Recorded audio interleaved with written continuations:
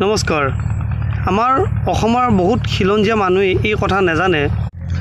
মুছলমানক ৰক্ষা কৰিবলৈ বিভিন্ন ধৰণৰ দল সংগঠন আছে অসমত।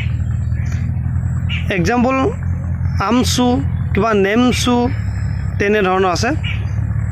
আৰু এইবোৰ হৈছে আমছু 1980 চনত গঠন হোৱা এটা সংগঠন, ঠিক আছে। আৰু 1951 চনৰ পৰা 1971 চন, যেতিয়া 1971 চন NRC ভিত্তিবৰ্ষ কৰিছিলে, সেই সময়ত আমাৰ আছুসকলে কিয় ইয়াৰ প্ৰতিবাদ নকৰিলে যে 1951 চন কৰিব লাগিছিল বুলি। কিন্তু এই যে 1951 চনৰ পৰা 1971 চনৰ ভিতৰত যেতিয়া 1971 চন NRC ভিত্তিবৰ্ষ কৰিলে, তেতিয়া এই 20 বছৰত প্ৰায় 50 লাখৰ ওপৰত বংগমূলীয় মুছলমান নাগৰিকত্ব পালে ভাৰতৰ।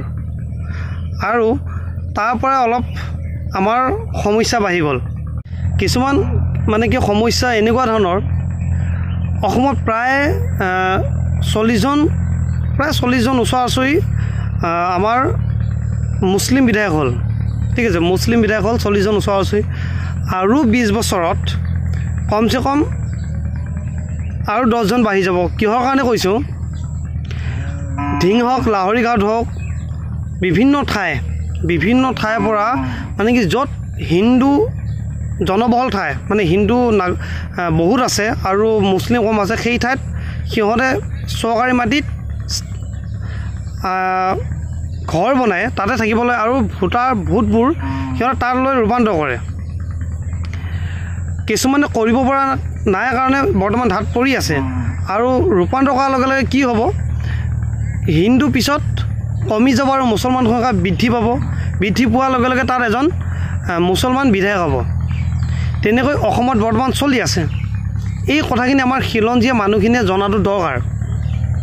এতিয়া আমি বিভিন্ন ধৰণৰ আন্দোলন বা নিউজবোৰত শুনা পাই আছোঁ যে অসমৰ য'ত গৰাখহনীয়া হৈ আছে, সেই মানুহবোৰ বিভিন্ন ঠাই গৈ আছে বা সিহঁতৰ মাটি নাইকিয়া হৈ গ'ল। গতিকে সিহঁতে চৰকাৰী মাটিত বহিছে। ইহঁত অসমৰেই নাগৰিক বা ভাৰতৰ নাগৰিক। তেনেহ'লে কিহৰ কাৰণে উঠাই আছে হেমন্ত চৰকাৰে? কিন্তু কথাটো সেইটো নহয়। আপোনালোকে ভাবক, অসমৰ খিলঞ্জীয়াখিনিক কৈছোঁ, লখিমপুৰত যথেষ্টখিনি বানপীড়িত মানুহ আছে বা মাজুলীত বহুত গৰাখহনীয়া হৈ থাকে। সেই মানুহবোৰে দেখিছে নেকি আপোনালোকে যে, বা মুছলমানসকলে এই কথা লক্ষ্য কৰা উচিত, সেই মানুহবোৰ যিবোৰ খিলঞ্জীয়া সিহঁতক দেখিছে নেকি যে সেই মানুহবোৰ আহি বেলেগ চৰকাৰী মাটিত বহি আশ্ৰয় লৈছেহি বা বেলেগ ঠাইত কোনোবা এখন জিলাত গৈ য'ত মুছলমান মানুহ বেছি, তাত যাই পেলাই আশ্ৰয় লৈছে চৰকাৰী মাটিত? তেনেকুৱা দেখিছে নেকি? নিজৰ ঠাইতে কিবা এটা কৰি থাকিব বা তাতে থাকিবলৈ চেষ্টা কৰে। কিন্তু মুছলমানসকলে কিয় নিজৰ ঠাইৰ পৰা এৰি য'ত হিন্দু সংখ্যা বেছি আছে, সেই ক'ত চৰকাৰী মাটি আছে চাই লৈ তাত বহেগৈ? এৰাতিত 10-12টা ঘৰ বহি যায় একে ৰাতিয়ে। কিয়?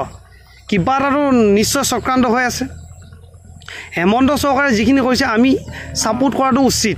গতিকে অসমবাসী ৰাইজ, অৰ্থাৎ খিলঞ্জীয়া যিবোৰ ৰাইজ, মই ক'ব বিচাৰিছোঁ, আপোনালোকে একত্ৰিত হয়, যিবোৰে এই আন্দোলন কৰি আছে, অৰ্থাৎ এই বাংলাদেশী নহয় বা এই মানুহবোৰক অত্যাচাৰ কৰা বন্ধ কৰক বুলি কোৱা আছে, সিহঁতৰ ওপৰত এক্সট্ৰাকৈ আন্দোলন কৰিব লাগে বা ওলাই আহিব লাগে। মই এইটোৱে অনুৰোধ জনাইছোঁ। আপোনালোকে নিজে এবাৰ ভাবি চাব। Thank you. জয় অসম।